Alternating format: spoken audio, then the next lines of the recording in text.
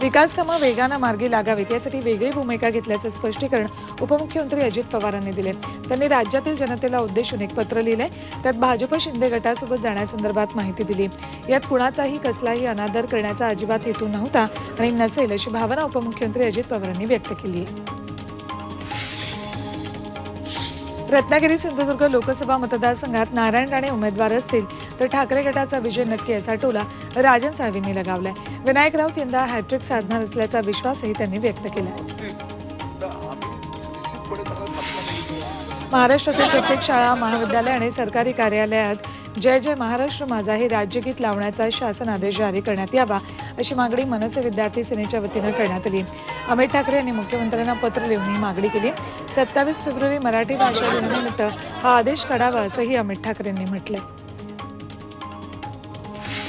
नवी मुंबईच्या बेलापूर खाडीवर अमृत नोनी आर्थो प्लस ये एक प्रूवन फॉर्मूला है। इसमें मौजूद नोनी फल के गुण और आयुर्वेदिक जड़ी बूटियां शरीर को जरूरी पोषक तत्व देने के साथ साथ हड्डियों और जोड़ों के घिसने, उनमें होने वाले सूजन और दर्द को रोकने में मदद करता है। दर्द मुक्त जीवन के लिए अमृत नोनी आर्थो प्लस। फ्लेमिंगो पक्ष्यांचं मोठ्या संख्येत आगमन झाले। या पक्ष्यांमुळे खाडी किनाऱ्यांवर गुलाबी छटा पसरली। फ्लेमिंगो पाहण्यासाठी नवी मुंबईकर बोटीनं प्रवास करतायत। पुण्याच्या खेडजवळच्या गाडकवाडीमध्ये शिकोजीबुवा महाराजांची यात्रा मोठ्या उत्साहात पार पडली। ग्रामस्थांनी ग्रामदैवत शिकोजीबुवा महाराजांची पालखी काढली। या पालखी सोहळ्यामध्ये भाविकांनी अनवाणी चालत महाराजांचा जयघोष केला। संत गजानन महाराज प्रकट दिन सोहळ्यासाठी वाशिमचे संत लोटांगणे बाबा यांच्या पालखीचं शेगाव प्रस्थान झालंय।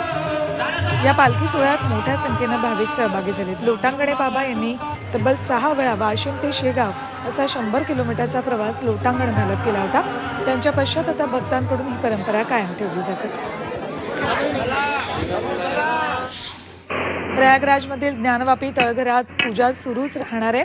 अलाहाबाद हायकोर्टानं मुस्लिम समाजाच्या बाजूच्या याचिका फेटाळल्या। तळघरात पूजा सुरू राहील असा आदेश वाराणसी जिल्हा न्यायालयाने दिला होता। या आदेशाला मुस्लिम पक्षानं हायकोर्टात आव्हान दिलं होतं। या याचिका हायकोर्टानं फेटाळल्या।